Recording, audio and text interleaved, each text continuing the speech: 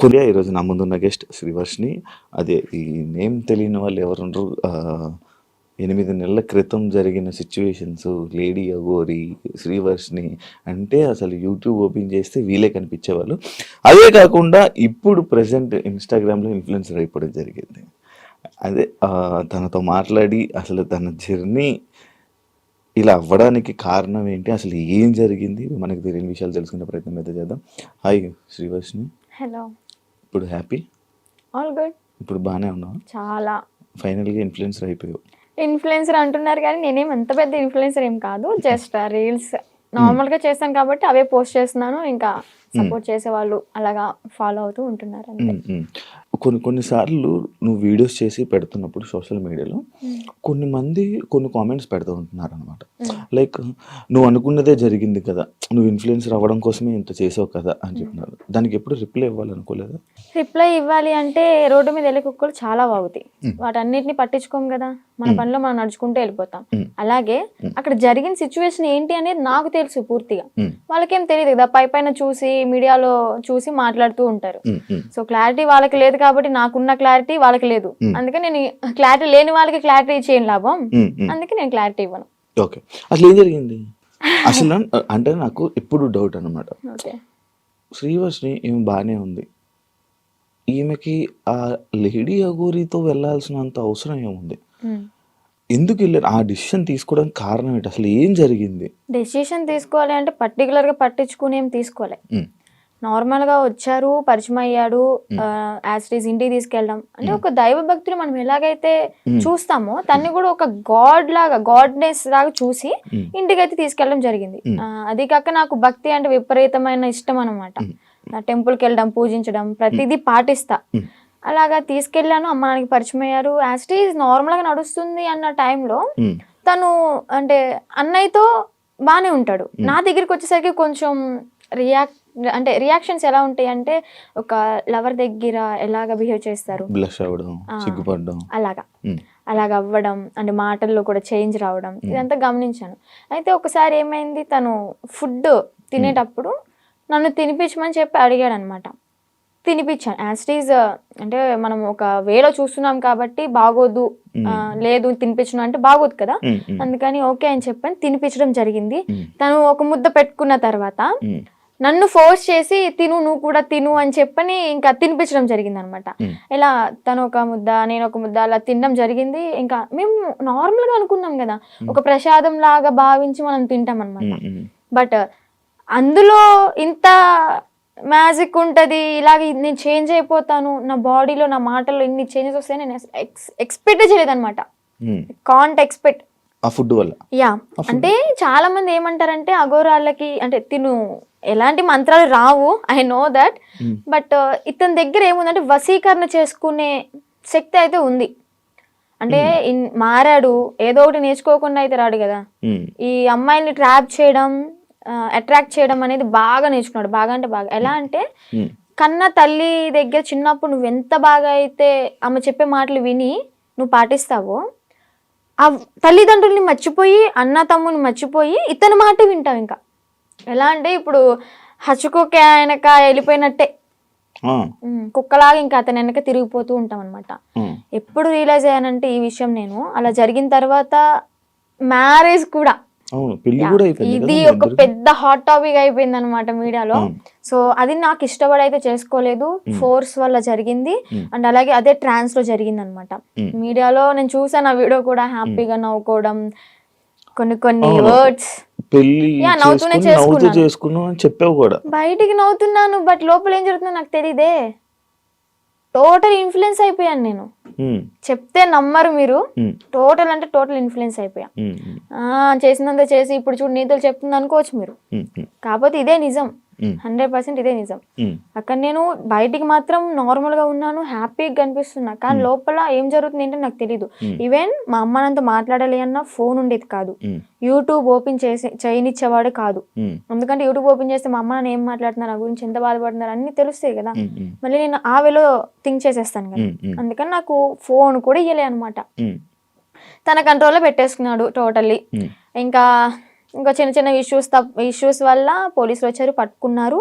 పట్టుకున్న తర్వాత December 22 అనుకుంటా, సో ఏప్రిల్ 2024 ఏప్రిల్ 22 పోలీసులు వచ్చారు, పట్టుకున్నారు. ఇంకా 23rd మార్నింగ్ వచ్చేసాం బుధవారం.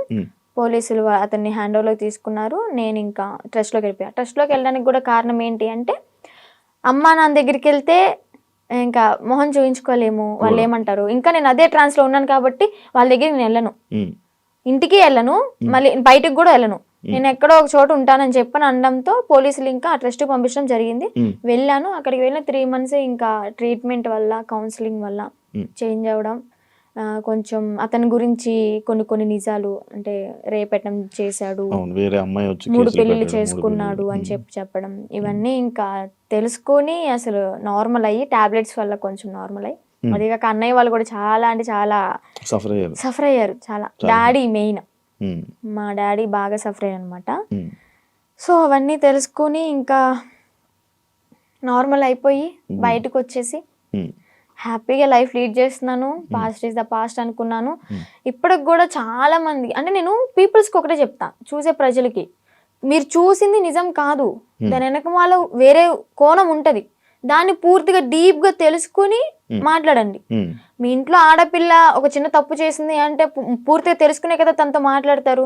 అలాగే ఏదైనా చూస్తున్నారంటే పూర్తిగా తెలుసుకుని మాట్లాడండి.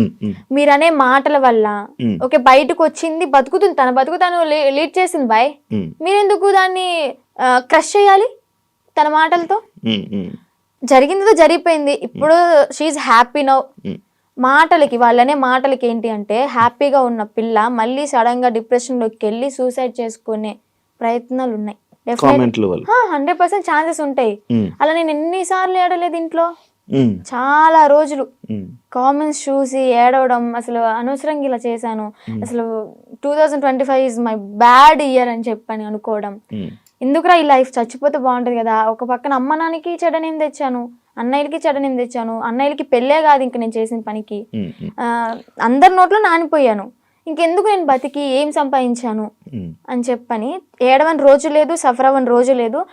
లాస్ట్కి ఇంకా మా అన్నయ్య వాళ్ళు వచ్చి దగ్గరికి వచ్చి, వాళ్ళు ఎవరో అనుకుంటా అని చెప్పి నువ్వు బాధపడక్కర్లే, జరిగిందేదో జరిగింది, అందరూ చేస్తారు తప్పులు, అంబానీ వాళ్ళు కూడా చేస్తారు, కాకపోతే వాళ్ళది డబ్బు ఉంది కాబట్టి బయటికి రాదేమో, మనమేనా నార్మల్ పీపుల్స్ కాబట్టి నువ్వు క్యామ్ ముందుకు వచ్చి ఇంత ఫేమ్ అయ్యావు అంతే, అందరూ చేస్తారు, నువ్వు అంత బాధపడక్కర్లే, మీకు మేము ఉన్నాం, ఫ్యామిలీ మేమేదన్నా అంటే నువ్వు సఫర్ అవ్వు, బయట వాళ్ళని అసలు పట్టించుకోకు, లెక్కలోకే తీసుకోకు అన్నారు. అది నేను మోటివేట్ గా తీసుకుని ఇప్పుడు ప్రెసెంట్ హ్యాపీగా ఉన్నాను. పికిల్ బిజినెస్ స్టార్ట్ చేశాను, బిజినెస్ కూడా మంచిగా రన్ అవుతుంది. పికిల్ బిజినెస్ చేస్తున్నావా? Yeah, Srivarshini home foods. నా ఓన్ గా నేనే పికిల్స్ చేస్తాను, నేనే స్నాక్స్ చేస్తాను, కారప్పళ్ళు, లడ్డూలు, నా యూట్యూబ్ లో చెక్ చేసుకోవచ్చు కూడా మీరు. దానికి ఇన్స్టాగ్రామ్ లో రీల్స్ పెడతాను, యూట్యూబ్ లో ఇంకా పచ్చల గురించి ఫుడ్ వ్లాగ్స్ అలా చేస్తూ ఉంటా. ఇప్పుడు ఒకదాని ఉన్నా ఫ్యామిలీతోనా? అంటే అమ్మ నాన్న ఓన్ విలేజ్ లో ఉంటారు, అంటే కొంచెం ప్రాపర్టీస్ అవి ఉన్నాయి కదా, అక్కడ ఉంటున్నారు. నేను అన్నయ్య ఈ బిజినెస్ పరంగా మంగళగిరిలో ఉంటాను. ఇప్పుడు ఫ్యామిలీ అంతా ఓకే, ఆల్ ఓకే, మంచిగా ఉంది. ఇంత ట్రస్ట్ గురించి మాట్లాడుతున్నప్పుడు నాకు అర్థమైంది, ఆ ట్రస్ట్ అంటే అదేనా? Kasturba Gandhi national memorial trust అదేనా? ఇందాక నేను ఒక ఇంటర్వ్యూ చేసినప్పుడు ఆమె నాకు చెప్పడం జరిగింది కొన్ని సిచ్యువేషన్స్. నిజమా అక్కడ అలాగే ఉంటుందా? నువ్వు ఎన్ని ఇయర్స్ ఉన్నావు అక్కడ? 2 years కాదు, 6 months ఉన్నాను. తను చెప్పింది 200% కరెక్ట్. ఏం జరుగుతుంది? ఇబ్బంది పెట్టారు? అంత ఇబ్బంది పెడతారు? నేను కొంచెం ఫేమ్ లో ఉన్నాను కాబట్టి, నా వెనక మీడియా ఉంది కాబట్టి నన్నైతే అంత ఏం చేయలేదు. కానీ నేను అక్కడ ఏదో ఒక పని చెయ్యాలి ఖచ్చితంగా. నేను వెళ్ళిన 1 week నన్ను ఫ్రీగా వదిలేశారు, నేను తింటా అన్నది తెచ్చారు, ఫ్రీ బోర్డ్ లాగా ఇంకా ఇంట్లో ఉన్నట్టే ఉన్నాను. ఆ 1 week నుంచి మిషన్ నేర్చుకోవచ్చు కదా, ఏదో ఒక వర్క్ చేయొచ్చు కదా అనడం స్టార్ట్ చేశారనమాట. సర్లే మనకు కూడా నేర్చుకుంటే ఉంటది కదా అన్నట్టు నేర్చుకున్నా. ఇక్కడ పాయింట్ నేర్పించడం వరకే వాళ్ళ చేతుల్లో ఉంటది, నేర్చుకున్న తర్వాత మనం చెయ్యాలా వద్దా అనేది మన ఇష్టం అనమాట. వాళ్ళు ఫోర్స్ చేసి కుట్టించొద్దు.